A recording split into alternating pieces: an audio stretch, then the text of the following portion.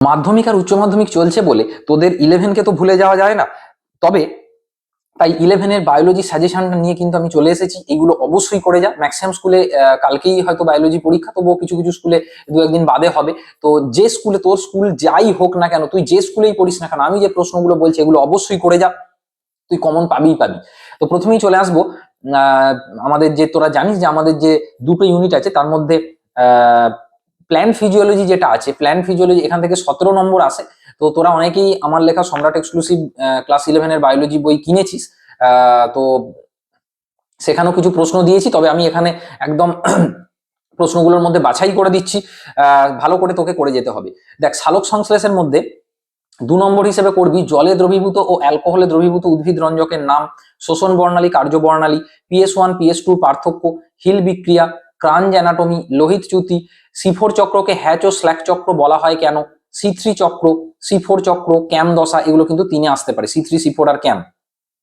চলে আসবো উদ্ভিদ শ্বসন। এখানে 2 নম্বর হিসেবে ল্যাকটিক অ্যাসিড সন্ধান, ইটিএস এর তাৎপর্য, প্রান্তীয় শ্বসনে অক্সিজেনের ভূমিকা, ক্রেবস চক্রকে অ্যাম্ফিবলিক পথ বলে কেন, আর কিউ কি, লুপ্ত বিন্দু কি।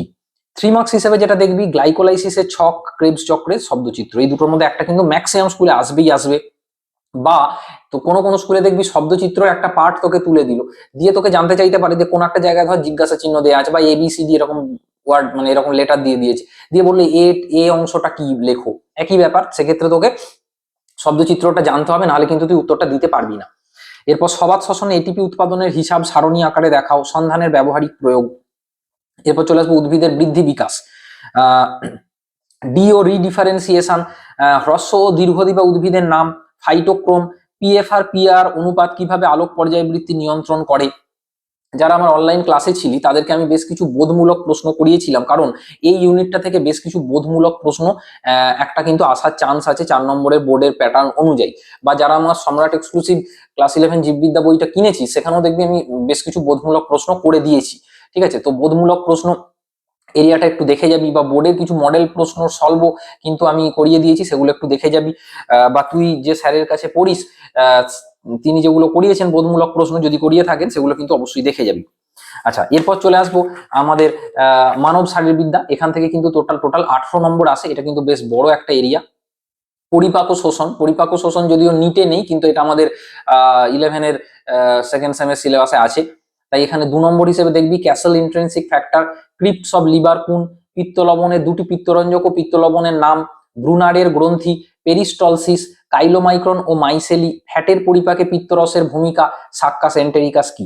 এবার ধর দিতে পারে যে তোকে কিছু কোষের নাম দিয়ে দিল, দিয়ে বললো যে অক্সিনোটিক কোষ, পেপটিক কোষ, মিউকাস কোষ, এগুলো থেকে কি খরিত হয়। পৌষ্টিকতন্ত্র নিঃসৃত দুটি পাকন্ত্রীয় হরমোনের নাম, উৎস, ভূমিকা বলো। ফ্যাটের পরিপাক পদ্ধতি এবং রোগ, ধর কোয়াসিওকোর ম্যারাসমাস থেকে সিম্পল কোনো কোশ্চেন আসতে পারে। 5 মার্কস হিসেবে যেটা দেখবি কার্বোহাইড্রেট ও প্রোটিন জাতীয় খাদ্যের পরিপাক পদ্ধতি। এই দুটোর মধ্যে একটা কিন্তু ভেরি ভেরি ইম্পর্টেন্ট। নিঃশ্বাস প্রশ্বাস থেকে জেনারেলি 5 নম্বর দেয় না, তাই এটাকে তুই 2 হিসেবেই দেখে যেতে পারিস বা 3 হিসেবে দেখে যেতে পারিস।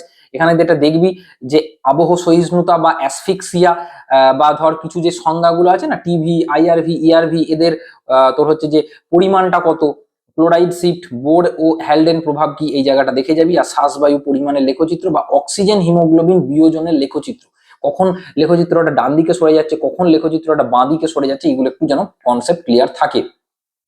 চলে আসবো দেহ তরল সংবহন। এখানে erythroblastosis fetalis, chordae tendineae, foramen ovale ও ফসা ওভালিস, প্রথম ও দ্বিতীয় হৃদধ্বনির কারণ, অ্যাঞ্জিনা পেক্টোরিস ও heart failure, atherosclerosis, myocardial infarction, এইগুলো দেখবি। 3 নম্বর হিসেবে এই চ্যাপ্টারের খুব ইম্পর্টেন্ট রক্ততঞ্চনের ধাপ। 5 নম্বর এই চ্যাপ্টার থেকে ম্যাক্সিমাম স্কুলে দেবে, সেটা হচ্ছে হৃদচক্র, ম্যাক্সিমাম স্কুলে দেবে। বা ফিকের মূলনীতির সাহায্যে হাড় উৎপাদ নির্ণয় করো।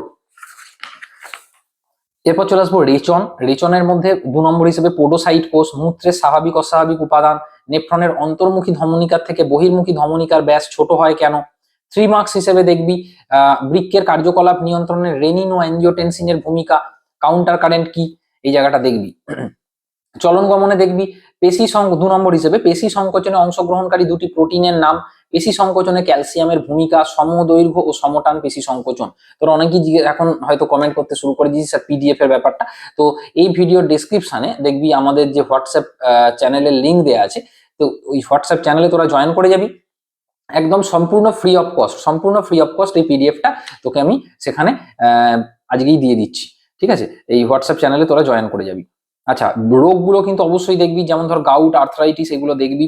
পেশি আর 5 মার্কস হিসেবে এই চ্যাপ্টার থেকে পেশি সংকোচন কৌশল বা স্লাইডিং ফিলামেন্ট থিওরিটা দেখে যাবি। স্নায়বিক নিয়ন্ত্রণ ও সমন্বয় 2 মার্কস হিসেবে যেটা দেখবি, মস্তিষ্কের বিভিন্ন অংশের কাজ, ফোরামেন অফ মনরো, করোটীয় স্নায়ুর নাম, পার্কিনসন ও অ্যালজেইমার রোগের কারণ, এইটা দেখবি। বাকি অংশটাও কিন্তু মন দিয়ে শোন, নাহলে পিডিএফটা দেখলে কিন্তু কিছু বুঝতে পারবি না। আচ্ছা, 3 মার্কস হিসেবে যেটা দেখবি, সাইন্যাপসের মধ্য দিয়ে কিভাবে উদ্দীপনা পরিবাহিত হয়, এটাকে 3 বা 5 যে কোনো ভাবে কিন্তু আসতে পারে। আর সমবেদী ও পরাসমবেদী স্নায়ুতন্ত্রের পার্থক্য। চলে আসবো আমাদের লাস্ট চ্যাপ্টার, রাসায়নিক সমন্বয় ও নিয়ন্ত্রণ। এখানে ফিডব্যাক মেকানিজম, পাহাড়ি লোকেদের গয়টার বেশি হয় কেন, ডায়াবেটিস ইনসিপিডাস ও মেলিটাসের পার্থক্য, আইডিডিএম এবং এনআইডিডিএম, এডিসান ও কুসিং বর্ণিত রোগ। যারা আমাদের অনলাইন ক্লাসে ছিল দেখবে আমি খুব সুন্দর করে একটা চার্ট তোদেরকে করে নোটে দিয়ে দিয়েছিলাম, তো ওখানেই সব রোগগুলো আছে। আচ্ছা, 3 মার্কস হিসেবে ফ্যাট, কার্বোহাইড্রেট ও ফ্যাট বিপাকে ইনসুলিনের ভূমিকা, একটি অ্যামাইনো ধর্মী, স্টেরয়েড ও পেপটাইড ধর্মী হরমোনের নাম। আর 5 মার্কস হিসেবে এই চ্যাপ্টার থেকে 5 মার্কস হয়তো দেওয়ার চান্স কম, ওই 3+2 হিসেবে কোনো একটা প্রশ্ন হয়তো তোকে দিয়ে দিতে পারে, যেখানে যেখানে ধর স্টেরয়েড হরমোনের যে ক্রিয়া পদ্ধতি, মানে স্টেরয়েড হরমোনটা কিভাবে কাজ করছে, বা স্টেরয়েড হরমোনের সাথে প্রোটিন জাতীয় হরমোনের কাজের যে বেসিক পার্থক্য, সেটা কিন্তু করে যাবি। ঠিক আছে, যে স্টেরয়েড হরমোন কিন্তু ডাইরেক্ট তোর হচ্ছে যে কোষ পর্দা ভেদ করে তোর হচ্ছে নিউক্লিয়াসের উপর কাজ করছে, বা প্রোটিন হরমোনটা কেন সেটা করতে পারছে না, বা বেসিক তাদের ডিফারেন্স কি, এই এরিয়াটা যেন একটু ক্লিয়ার করা থাকে, সেটা দেখে যাবি।